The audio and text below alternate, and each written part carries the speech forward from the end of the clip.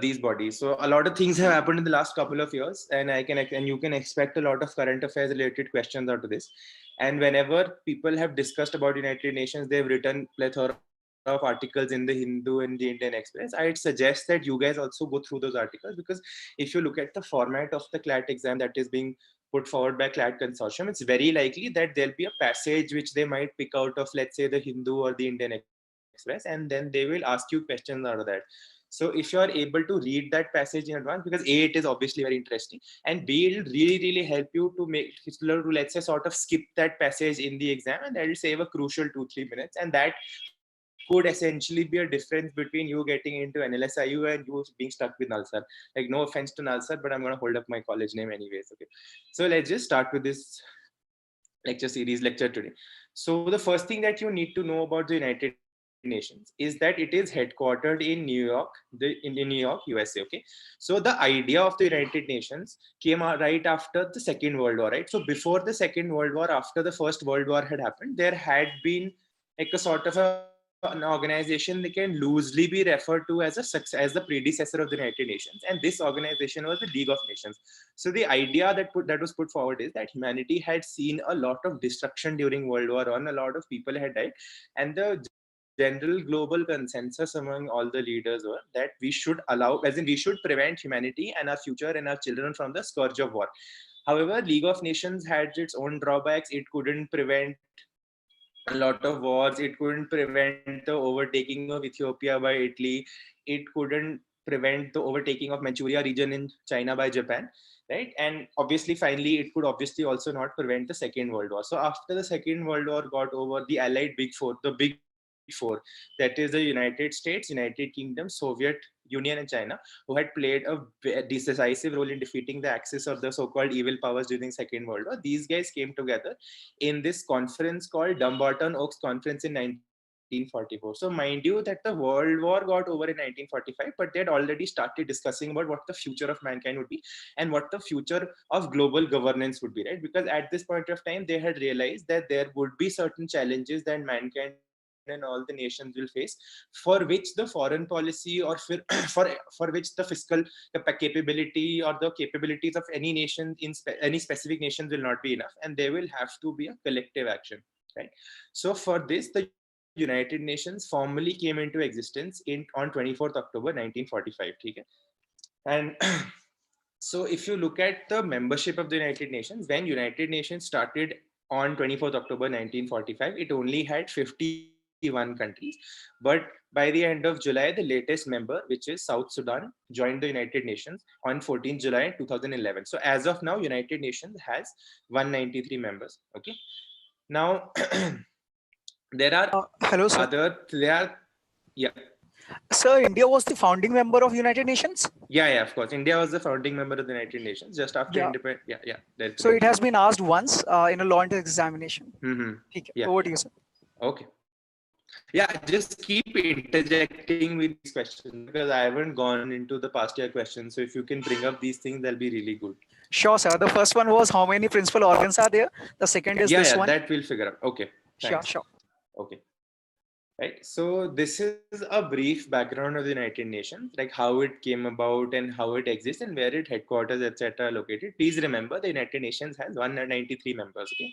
So, like entities, let's say, like Palestine, and then you have the Holy See or the Vatican or Taiwan, they have not been able to become members of the United Nations because of certain political reasons, etc. Like, so I'll discuss about it later when we study about how the permanent members of the United Nations Security Council have veto powers, and they prevent a lot of, not a lot, prevent a few of them from becoming full-fledged member states. Like, for example, China blocks the entry of Taiwan into the United Nations because in China's idea, Taiwan is a part of China and it doesn't want the world to see Taiwan as a separate country, right? So obviously China would definitely veto the entry of Taiwan into the United Nations as a separate member nation. Okay. So um, so as of today, if you look at it from a practical standpoint, United Nations system is based on 5 principal organs. Okay. So there is also a 6th organ. So let's say if there is a question that how many principal organs exist in the United Nations as of today, so your answer obviously would be 6. But to understand understand how the United Nations function, you should understand that there are 5 functional principal organs. The first one is the United Nations General Assembly. Then you have the United Nations Security Council, of which India was recently elected as the non-permanent member. Then you have Economic and Social Council, also referred to as ECOSOC, and then the International Court of Justice and the UN Secretariat. Okay, so the sixth principal organ, it does exist on paper, right? Okay, but they call the Trusteeship Council. It does exist on paper, but it has suspended all operations in the sense that it has not done anything after 1994, because the entire idea of Trusteeship Council was that there were certain territories that belonged to the powers like Japan and Germany and other powers which are supporting them, which lost the World War, right? And these countries had to be either merged with any other countries, or they had to gain independence of their own. So Palau was the last country which declared independence in 1994, and after the last country was out of the pockets of the Trusteeship Council, there actually is no reason for the continued existence of the Trusteeship Council. So when I come to reforms in the United Nations, I will tell you what suggestions have been made in the sense that what can be done with the Trusteeship Council. But as of today, it's a dormant organ. So there are 5 functional organs. Okay. Now, in the United Nations, there are 6 official languages, and these are based on merely the number of people that speak these languages in the world. Okay, so you should know that there are 6 official languages, which are Arabic, Chinese, English, French, Russian, and Spanish. So I've clubbed them here so that you can always take in the sense, you can always mark in the question that there are 6 principal organs and there are 6 official languages. Okay, so now let's look at the main organs of the United Nations and what's been happening in these organs, which make these organs very relevant to your current affairs bit for this particular exam. Okay, so the first one is the United Nations General Assembly, where all the 193 UN member states are represented. It is a deliberative, policy making, and representative organ of the UN, right? So the reason that I've highlighted deliberative is that the United Nations General Assembly generally doesn't have any powers, right? If it takes any decisions, if it passes any resolution, none of those are binding on anyone. So at best, it can, like, let's say, set up dialogue, it can divert the attention of the world to specific issues, and therefore it is a deliberative body in the sense that people go there, make speeches so that the world can listen to them. So it's basically like a platform for people and for countries and for representative of countries to give out their view to the entire world. Okay, so there is this person called Volkan Bozkır. He is a Turkish diplomat, and he has been elected as the president of the 75th session of the United Nations General Assembly. Okay, so one thing you should know is that the sessions of the United Nations General Assembly usually happen around September. I don't know whether it will happen this year or not, because these are unprecedented times. The last pandemic that we had was in 1918, when the United Nations didn't exist. So let's see what happens in September, whether there will actually be this 75th session. But you should know the name of this guy, Turkish diplomat Volkan Bozkır. Okay, you should know that he's a diplomat from Turkey. Okay. So the primary role of the United Nations General Assembly, as I've discussed, says that since it's a deliberative body, it can express world opinion, it can promote international cooperation in various fields. Let's say, so there are things that go beyond particular countries, right? Like it can be a forum for discussions on climate change. It can be a forum for discussion on terrorism, because you need global convergence of thought. You need global convergence of interest to tackle these issues. Okay. Now, as I mentioned earlier, Palestine, Vatican City, and Taiwan are not a part of the United Nations General Assembly because of political and religious reasons. Okay. Now, why the United Nations General Assembly has become important is that this is the news that came out from today. Like I was reading the newspaper today, and today it was revealed that India is now a founding member of an Alliance for Poverty Eradication at the UN. Okay. So now this has been launched by the president of the 74th session. So this session happened in September 2019, but the next session will be in 2020. So the current powers exist to the 74th president. So they've launched this Alliance for Poverty Eradication, and its primary focus is to make sure that once the COVID-19 pandemic is over, and like while it is also going on, they have to make sure that there is a boost in the global economy and there is recovery post the pandemic, right? That is the primary aim of this alliance. Now, as per the document put forward by this alliance, it says it will serve as a forum for member states to raise awareness about the danger that poverty poses to world peace, human rights, and sustainable development, right? So now that there is widespread inequality in the world, poverty obviously also has a general national security implication, right?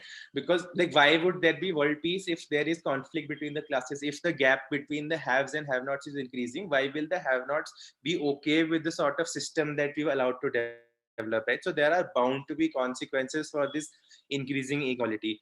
So to put things into perspective, India's deputy permanent representative to the UN, you should try to remember his name, Ambassador Nagaraj Naidu. He said that he talked about like the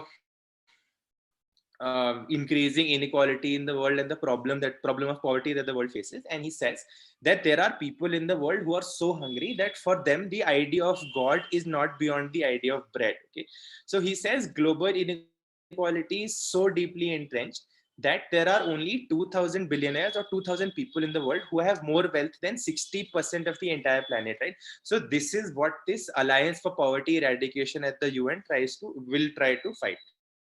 Okay, so this is something that you should remember, because the question could very easily be whether India is a founding member of this alliance or not. So this news came out today, so it's as relevant, as current as it can be. Now, the second or principal organ of the United Nations is the United Nations Security Council, right? So the primary job of the Security Council is to maintain peace and security amongst the countries, right? Now, the interesting thing is that the United Nations General Assembly can only make some sort of recommendations to the Security Council, right? There are no, like, it does United Nations General Assembly beyond deliberation and discussion, it really doesn't have any sort of powers, right? So the power to actually make decisions lies with the United Nations Security Council. Okay, now when United Nations Security Council makes those binding decisions, these binding decisions are called as the United Nations Security Council resolutions. So I want to give you two examples of United Nations Security Council resolutions, one which is very relevant to India, and the second one which will tell you how global politics is determined by the sort of resolutions these take. So the first is the UNSC resolution 47. This I think is very important because it relates to the resolution of the Kashmir conflict. So this resolution came out in 1948. So I think if you looked at news channels, if you try to look at narratives from the Pakistani side or from the separatists in Kashmir, they always keep on talking about this plebiscite or a referendum, and they say that United Nations had said in 1948 in resolution 47 that there should be a plebiscite in Kashmir. So this is the resolution that they're referring to. And for clarity, let me tell you, there were three conditions that were imposed by the United Nations Security Council in this resolution. The first condition that Pakistan hasn't fulfilled is that Pakistan, according to this resolution, has to first go outside of Pakistani occupied Kashmir. After Pakistan has gone out of Pakistani occupied Kashmir, the second condition is that after India verifies that Pakistan has left Pakistani occupied Kashmir, then India will make sure that the number of troops and the security presence is reduced to a bare minimum to what it is required to maintain law and order. And if these conditions are fulfilled, then there is the third condition of a plebiscite. And like we know, even the first condition has been fulfilled. So this Pakistani demand of a plebiscite or a referendum in Kashmir is baseless because they themselves are not going out of the Pakistani occupied Kashmir. Now, this is one resolution that pertains to India. Another very interesting resolution, I would say, is the United Nations Security Council Resolution 1441. Okay, so prior to 2002, the United Nations Security Council had already passed 16 resolutions on Iraq, as when it was ruled by Saddam Hussein. So in 2002, they came up with this infamous resolution 1441, which basically said that this is the final warning issued to Iraq to get rid of its weapons of mass destruction and let the United Nations come in and monitor. Now, we know the truth today that there were never any weapons of mass destructions in Iraq, and the US used this resolution 1441 to make sure that they invaded to lead the invasion of Iraq, right? And that is one of the criticisms of the United Nations Security Council, that all these resolutions that they pass, and that then there is this principle called responsibility to protect, under which if the United Nations Security Council believes that there are gross human rights violations, there is imminent conflict, then they can go there and protect those people, right? So this is one of the primary criticisms of the United Nations Security Council, that these resolutions are used as, like, let's say, methods of regime change, right? Because the primary idea behind the invasion of Iraq was that there are obviously weapons of mass destruction in Iraq. Now Iraq is devastated, it's been a cool 20 years and no weapons of mass destruction have ever been discovered, right? And then the US has and all the NATO allies have come up with this of this without any responsibility, because they put the blame back to the United Nations and say that, oh, the United Nations Security Council had passed this resolution 1441 and we were only fulfilling, let's say, the responsibility that we thought we had under this resolution. So these are the problems that you have with resolution in the United Nations Security Council. Okay, so now let's look at the structural makeup of the United Nations Security Council. So it is made up of 15 members, out of which there are 5 permanent members. These are called the P5. Okay, so these 5 permanent members obviously are China, Russia, France, United Kingdom, and the United States. Okay, and now there are these 5 permanent members called P5, and then there are the 10 temporary members, right? So temporary members are elected for a term of 2 years. Okay, now the most important thing about the permanent members, apart from the fact that they're always present, they're permanent, is that they hold a veto power. So if the United Nations Security Council wants to deliberate on something and take a specific action, right? And when, mind you, United Nations Security Council is the most relevant forum of the United Nations, because only the United Nations Security Council has a binding effect on, those resolutions have a binding effect. So these P5 countries can restrict the passing of any sort of revolution or any sort of resolution. So if you think logically, then the issue with this is also particularly clear, right? These 5 countries basically can do whatever they want and nobody can do anything against their actions, because the moment, let me give an example. Just say, for example, United, as in led by United States, some of the P5 countries wanted to pass a resolution on Syria and they wanted to go into Syria, right? But Russia and China blocked this resolution and they said that no, there is no point, because they blamed the US and said that you use resolutions and you use the responsibility to protect under Article 2 of the Charter to invade Libya, and you call the regime change there, which was not really required, right? So this is the sort of global politics that's played around this veto power, right? And interestingly, you should know that this veto power is something that Russia itself had proposed after the Second World War, because it said that I don't really trust you Western countries. So Russia wanted the veto power to be incorporated. And obviously, because this veto power gave everyone so much power, nobody really refused. Okay. Now, as I told you about the temporary seats, they are held for 2-year terms with 5 member states, which are voted by the General Assembly on a regional basis per year, right?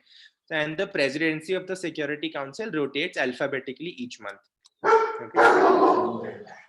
So now the current affairs around this is that India has been elected to the United Nations Security Council as a non-permanent member from the Asia Pacific category, right? So I told you that nominations and elections are held according to the region. Now, interestingly, there was no competitor for India's bid as a member of the United Nations Security Council from the Asia Pacific region, right? And this is not the first time. Please remember, this is the 8th time that India has been elected to the United Nations Security Council. The last time it was elected was in 2011, 2012, right? Now, the reason that India got elected unopposed is because it was able to convince the other countries that India has its commitment to multilateralism and reform, right? So multilateralism basically means that there shouldn't be a unilateral decision in the UN, because one of the criticisms of the UNSC and the United Nations in general is that it's dominated by United States and the Western powers, which are its allies. So India says that it's going to push for reforms and it's going to push for multilateralism, in the sense that there should be more deliberation and more representation. There should be voices from Asia, there should be voices from Africa, etc., when it comes to deciding the outcomes and the future of the global politics, right? Now, so India had come out with a campaign brochure wherein it said very basic things. It said we want transparency in the mandates for UN peacekeeping forces. Then it says that there should be a push for. So there is this, let's say, convention called the Comprehensive Convention on International Terrorism (CCIT), which India has been spearheading. So you should know that India is trying to bring about a comprehensive convention on international terrorism. Primarily it sort of wants to target Pakistan, but it'll generally help the world to overcome its, as in it'll help the world in its global war on terrorism. So this is something that you should know, that India leads the fight for the Comprehensive Convention for International Terrorism. Then it says that India will support any and all joint efforts for UN reform and expansion of the Security Council. So according to the speech given by our Minister of External Affairs, he says that India will have a 5S approach. Okay, so the 5 S's are: first is Samman, which is respect, then you have Samvad, which is dialogue, and then you have Sahyog, which is cooperation, and then Shanti, peace, and Samriddhi, which is prosperity, right? So these are fairly self-explanatory. Now, in the recent decades, so India has now become become a non-permanent member. But in the recent decades, India has also been making this stance that India should become a permanent member of the United Nations Security Council, which I feel is very justified, because if you look at the permanent members, right, United Nations was formed in 1945. Initially, it had 51 members. Out of those 51 members, you had 5 permanent members. Now, the mandate of the United Nations covers 193 countries. So obviously, the veto power and the permanent membership should not be restricted to just these 5 countries. There should be other countries that should be made permanent members of the United Nations Security Council, to make sure that there are more representative discussions at this so-called political high table. Right. So to further this end, India is now a part of a group called the G4. You should know these countries in the G4 group: India, Brazil, Germany, and Japan. Now, these countries also don't have a permanent seat at the United Nations Security Council. And if you look at the global dynamics in global geopolitical dynamics as they exist today, countries like Germany and Japan, they contribute the most to the United Nations after the US. And then India and Brazil are are emerging democracies, and like a large chunk of the world lives here. And you can't have, let's say, for example, if you take India's case, you can't have 1/6 of humanity's voice not present at the United Nations Security Council, right? Now, apart from this, India has also had a stellar record, and India is the largest provider of troops to the peacekeeping forces, right? So these are some reasons why India should become a permanent member. So in India's bid to become a permanent member, 2 things are important. First is the G4. So you should know about the countries, G4 countries: India, Brazil, Germany, and Japan. And then there is another opposing group of countries, okay, called the consensus. One second. So its informal name is the Coffee Club. It came out in the 50s. It basically says that the United Nations Security Council permanent seats should not be expanded. They want more non-permanent members, because these countries believe that there is a fundamental problem with this sort of veto structure that exists, and they don't want more than 5 countries to have vetoes, because they think that if more countries are made permanent members of the United Nations Security Council, then whatever little work the United Nations has been doing correctly, that will also be hampered. Okay. Now, the third principal organ is the United Nations Secretariat. It is headed by the Secretary General. Now, Secretariat, as you understand, is very simple. It provides all data, information, research, facilities, etc., which are needed by the United Nations bodies for their meetings. Right? So it's basically the intellectual and the physical workhorse of the United Nations. Now, apart from that, if there are any directions given to it by the Security Council, General Assembly, ECOSOC, or any other United Nations body, the United Nations Secretariat has the staff to carry out these functions. Okay. Now, the Secretary General is the de facto spokesperson, and he's thought of as the leader of the United Nations. Okay. Now, according to the United Nations Charter, it describes the position of the Secretary General of the United Nations as the Chief Administrative Officer. Right. So, over the years, his role has diversified. He's also the administrative officer, and he's now also a seasoned global diplomat, and he basically he or she, whoever it may be, has the power to act as a mediator in a lot of conflicts in the world, because people will obviously want to if you have to have a deliberation or discussion, you would want, let's say, a moderator to be someone as unbiased as the United Nations United Nations Secretary General. Okay. Now, the Secretary General is appointed by the General Assembly, but obviously this has to be recommended by the Security Council, right? So Security Council if any of the 5 members, they basically put in a veto, then a particular person cannot be made the Secretary General of the United Nations Secretariat. Okay. Now, current affairs wise, the current Secretary General is Antonio Guterres, who replaced Ban Ki-moon in 2017. Antonio Guterres was the Prime Minister of Portugal from 1995 to 2002. So this is the stature of the sort of people that become United Nations Secretary Generals. Right? These are big, influential people, and these are the sort of people that have this much of intellectual and political heft to steer an organization this big. Okay. Now is a favorite topic, the International Court of Justice. Right? So ICJ is located at the Peace Palace in The Hague, Netherlands. It is a primary judicial organ of the United Nations. So remember I told you that the United Nations headquarters is in New York, USA. So all the other primary organs are based out of New York. ICJ is the only organ that is not located in New York. Okay, it is located in the Peace Palace in Hague. So ICJ is composed composed of 15 judges, and they serve a 9-year terms. Okay, and they are appointed by the United Nations General Assembly, obviously subject to the approval of the United Nations Security Council. Okay, now one of the requirements is that out of these 15 judges, obviously they should belong to different countries. So Justice Dalveer Bhandari, who is a former Supreme Court of India judge, is a judge at the ICJ, and he's been recommended by India, and his nomination has been completed, and he is now serving his second term as a judge in the ICJ. So Mr. Dalveer Bhandari is an important name here. So the ICJ's primary purpose is to adjudicate disputes among states. Okay, and when it comes to issues like issues related to war crimes, issues related to, let's say, illegal interference by third parties or different states, what is this marker on the screen, or ethnic cleansing and other issues, these are sort of issues that the ICJ tends to handle. Okay, now apart from actually solving disputes, any organ of the United Nations can call upon the ICJ to give, let's say, its advisory opinion on certain facts. Now, one of the primary issues with the ICJ is the question whether ICJ decisions are actually binding or not, right? So, as per the United Nations Charter, the moment a state signs up to be a part of the United Nations, they undertake to comply with the decision of the court in any case to which it is a party. Okay. However, now the court does not have any direct powers to ensure implementation of its judgment.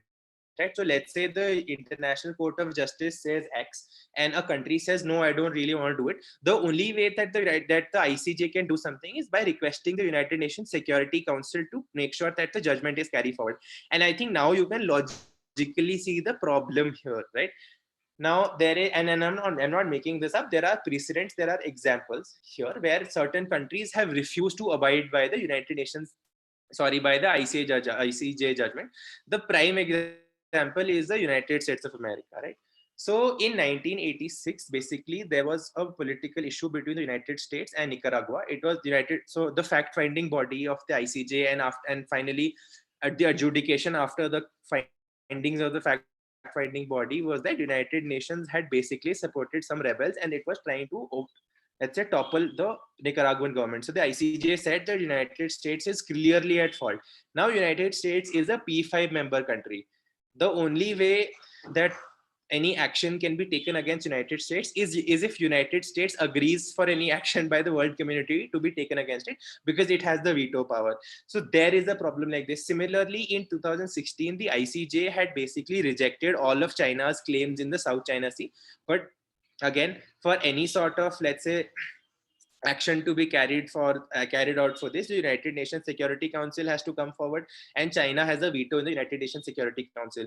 So all these decisions of the ICJ, they are binding, but in the sense that there's a moral force, and let's say if there's a let's say P5 country, these decisions might be binding on them. But today we live in such sort of a multipolar world where there are multiple balancings, where countries make strategic bets and strategic adjustments with each other. I think it's really, really hard for any of these ICJ judgments to be enforced, especially if it's against belligerent nations like China or Russia.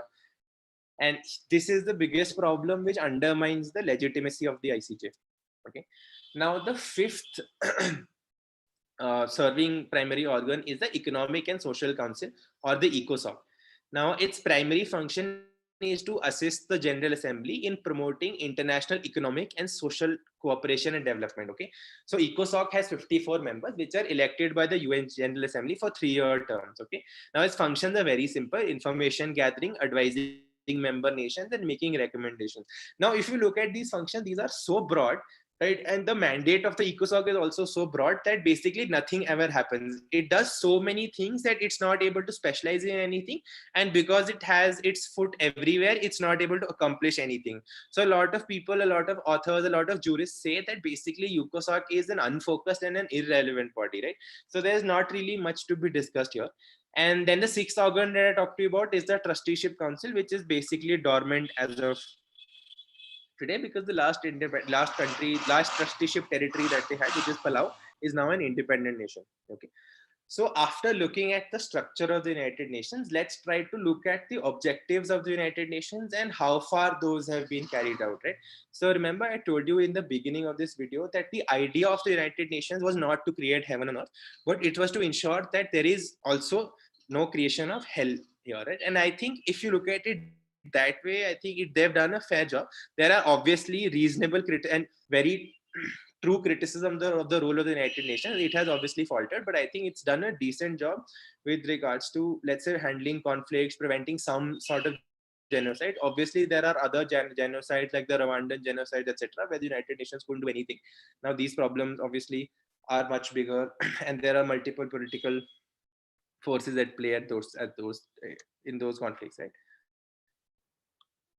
So the first job is peacekeeping. Okay, so the United Nations, after obviously approval from by the UNSC, I'm sorry, I made a spelling mistake, it sends peacekeeping forces to regions where armed conflict has recently taken place. Right? So let's say hypothetically, country A and country B enter into a war, but after fighting, they realize that it is futile. There is no need for war, and both countries. So this term de-escalation has been in the news recently with regards to India and China. So let's say these countries decide to de-escalate. Now, these countries can request the United Nations to send in an independent third party, which is the United Nations peacekeeping forces, right? Because obviously, let's say if there is a area, if there are forces from country A and country B, there are bound to be conflicts. Like tempers can flare up at any point of time, and it can have severe human rights consequences. But if you have an independent third party, which is the United Nations peacekeeping forces, then the possibility of resolution of these conflicts is much higher. Okay, so and obviously United Nations does not maintain its own military, so there is no United Nations military force, right? So these peacekeeping forces members are provided by the member states of the United Nations. Here, over the period of 50 years, India has been the largest contributor to the United Nations peacekeeping forces. Now, because these soldiers wear blue caps and blue helmets, there is a distinctive name that they have called the blue helmets or the blue berets, right? So this is what you should remember, that the United Nations peacekeeping forces are also referred to as blue helmets or blue berets. Okay. Now, the peacekeeping forces as a whole, they've received the Nobel Peace Prize in 1988. Okay. Now, obviously, it's not a perfect body, but there was a study in 2005 by this corporation in the US called the RAND Corporation. It said that United Nations has been successful in 2 out of 3 peacekeeping efforts, right? So a 66% rate of preventing conflict and preventing genocides and preventing further escalation of wars, I think is a phenomenal job that the United Nations peacekeeping forces have done, right? So recently the peacekeeping forces, especially the Indian contingent in the peacekeeping forces, was in news because in May 2020, an Indian major, female major called Suman Gawani, right? And she and a Brazilian naval officer was presented with this award called the United Nations Military Gender Advocate of the Year 2019 award. Okay. Now this award was created in 2016, and it basically recognizes the contributions made by the UN peacekeeping forces. Now, Major Suman was presented this award for her outstanding contribution in the United Nations mission in Sudan. Okay, so she is the first Indian to receive this award, and it's a fairly new award constituted in 2016. So you should note that there's an award like this, United Nations Military Gender Advocate Award, and an Indian major has won this in 2019. Okay.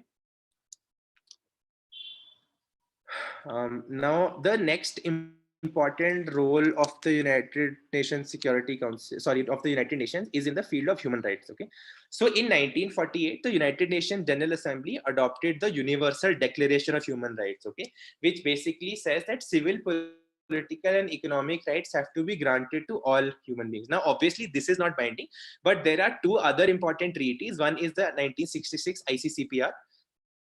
Okay, and then there is the International Covenant on Economic, Social, and Cultural rights. So all of these emanate from the sort of declaration and the sort of steps that United Nations have taken forward. So this in the entire human rights regime, United Nations, I believe, has done a phenomenal job. Okay, now obviously in practice it's not able to take significant action, then there are human rights abuses, but it is able to form an independent fact-finding body and present the facts to the world. Now, similarly, in 1979, they had this, the United Nations General Assembly adopted the CEDAW, which is Convention on Elimination of All Forms of Discrimination Against Women. And then in 1789, they had a Convention on the Rights of Child Right of the Child, right? So after these discussions and deliberations happen in the United Nations General Assembly, and after they adopt these on the member states to make sure that there are legislation in their respective countries to reflect these global thoughts that have emerged at the United Nations General Assembly, right? Let me give you a very simple example of this. So in 2016, the United Nations Human Rights Council reached a resolution which condemned disruption of internet access by governments, right? So UN gave two particular examples. It says that discusses thing, it thinks it prevents presents global opinion on it, it shapes global opinion on things, and this translates into like similar legislations and laws or actions by the Supreme Courts in different countries. And this is how there is, let's say, a steering towards a common goal and steering towards, let's say, fulfillment of human rights globally. Now, another important job of the United Nations is the economic development and the humanitarian assistance. Okay, so now obviously for this there have been numerous bodies created under the UNG and ECOSOC. Let's focus at few important bodies. The first one, so the first thing that I want to discuss here is that the United Nations adopted the Sustainable Development Goals in 2015. Okay, Sustainable Development Goals are basically a set of 17 goals that have been adopted by the United Nations, and it fixes a moral responsibility on countries to make sure that these 17 goals are attained and achieved by 2030. Okay, now the seriousness of the Sustainable Development Goals is that Niti Aayog has released on December 30, 2019, the second edition of the SDG, which is Sustainable Development Goal India Index, which is a comprehensive document which traces the progress that India has made in the fulfillment of its commitments towards the 17 goals. Okay, now so I think this report is very important. The question could be that the SDG, Sustainable Development Goal India Index, has been released by, and you should know that Niti Aayog is the body that has released this index. Okay, now as per this index, I want to share a little bit more. It basically says that India's score has improved from 57. So there are multiple parameters on which this scoring has done. So basically what I'm trying to say here is that in 2018 India's score was 57, and in 2019 the score is 60. So India has basically done a reasonably good job in fulfilling the Sustainable Development Goals. Now the maximum gains that have been made in India is in goal number 6, which is clean water and sanitation. So you can relate Swachh Bharat with it. Then goal 9, industry, innovation, and infrastructure. So you can have Bharatmala project, etc., infrastructure spending. Then you have Make in India, etc. Okay, and 7, affordable and clean energy. You can find the so Ujjwala scheme, for example, is basically a result of India trying to fulfill these games. So this is how the Sustainable Development Goals and the sort of deliberations and the resolutions and the conventions that are adopted to the United Nations, this is how it translates into action at the ground level in the member states. Okay, now another important program is the UNDP, United Nations Development Program. It's basically, it's a very successful program in the sense that it's a grant-based technical assistance program which is founded in 1945. So under this program, certain specific grants are given for infrastructure development, healthcare development, etc., in developing countries. So these grants are given by the United Nations, and then these are generally followed by loans from linked organizations like the World Bank and the IMF, etc., right? So UNDP publishes the UN Human Development Index. Human Development Index is the index which basically measures the, let's say the sort of standard of life that people enjoy in every country. So the important question that can come out of here is that which entity or which body of the United Nations publishes the United Nations Human Development Index, commonly also known as the HDI. So the answer here would be UNDP. Now there is another important organization, the Food and Agricultural Organization, which was founded in 1945. It promotes agricultural development and food security. So I think this organization is going to have a big role to, as in it's been playing a really big role. But if you look at countries like India, which are going to face, there are possibilities that there would be challenges to food security. This organization is going to play a major role in these sort of problems that might emanate in the future. Okay. Then last but not the least, you have the UNICEF, which is basically United Nations Children's Fund. So originally it was created in 1946 to aid post-war European children, right? However, now its mandate has expanded and it provides help to children across the world. Now, then you have World Food Program, which was created in 1961. So this basically, according to their data, is responsible for feeding 90 million people each year. So whenever there is famine, whenever there are natural disasters, whenever there are armed conflicts, let's say in Syria and Yemen, where people are starving to death, the World Food Program goes there and tries to feed as many people as possible. Okay. Then there is the Office of the United Nations High High Commissioner for Refugees. Now, this is very important because in the last decade or so, we are seeing multiple conflicts, let's say in Yemen, in Syria, in Libya, which are creating a lot of refugee crisis, right? So if you look at the migrant crisis that is at the doorstep of Europe, it is basically a result of the Syrian conflict. So the United Nations High Commissioner for Refugees has a great role to play in mitigating this refugee and migrant crisis, right? Now, uh, uh, yeah, so give me 5 more minutes, and this is basically the last thing that we'll discuss today. This is the World Health Organization. Okay, so World Health Organization has really been in the news. There are certain allegations that have been made against the World Health Organization with regards to its handling of the corona COVID-19 pandemic, right? So before this, the World Health Organization was considered to be one of the most successful United Nations bodies. There wasn't a lot of criticism against it, and the World Health Organization had generally done a lot of good things, right? Just say, for example, in 1980, after sustained efforts made by the United Nations, made by the WHO, it said that we have eradicated smallpox. Then subsequently, WHO and its global effort has led to the eradication of polio, river blindness, and diseases like leprosy. So until now, the WHO had a fundamental and commendable record, but then the pandemic crisis hit, right? So let me try to explain to you what are the allegations against the World Health Organization. So, like, please remember, it is headquartered in Geneva, Switzerland, right? And it's so basically the role of the mandate of the WHO is to make sure that there is betterment in universal healthcare. It is supposed to monitor public health risk. It's supposed to tell the world if there is a public health risk, right? And if there is a public health risk, it's supposed to coordinate a global effort to fight that public health risk, right? Now, it provides technical assistance. It sets international health standards and guidelines, etc. So and it collects important data which policymakers can use to make policies to tackle universal health crisis, right? So let me tell you what exactly this entire crisis that we've seen in the news all about. So basically, and one of the things that has happened is Donald Trump has said that I am going to hold and withdraw funding of the WHO, right? So United States is the biggest, as in it's the biggest contributor to the WHO, which is closely followed by China, right? So the current crisis is that there are allegations on the WHO that it basically did not, let's say, do an independent verification of the data that was provided by the Chinese. It basically took China at face value, right? When China said that there is no pandemic, and even in, let's say, mid-January, China had come out and said that there is no proof of human-to-human transmission. And this is a time when China was in the stage of community transmission, right? So the primary allegation is that the WHO praised Chinese efforts. It's been saying that China has done a good job, and it's been taking the data and the numbers, etc., provided by China at face value, right? So one of the reasons that this probably has happened, now all of this is speculation, right? But so there is this author called Brahma Chelani. He's a very intelligent and reputed geostrategist. So he generally writes in global newspapers and magazines all across the world.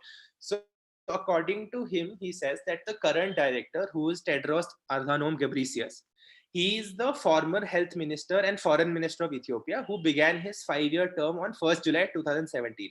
So now Brahmachelani says that this was, and he was elected with support from China, right?